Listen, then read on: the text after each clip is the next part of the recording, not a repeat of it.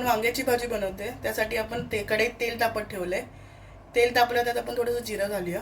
मग त्यात हिरवी मिरची आणि लगेचच कांदा घालून घेऊया.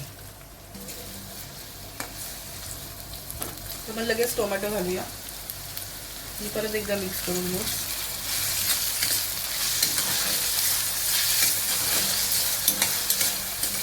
त्यात आपण 1 चमचा कांदा लसूण मसाला मीठ आणि थोडीशी हळद टाकणार आहोत. मी परत एकदा मिक्स करून घेऊया. त्यात आपण वांगी कापून ठेवलेली होती पाण्यात ती टाकणार आहोत.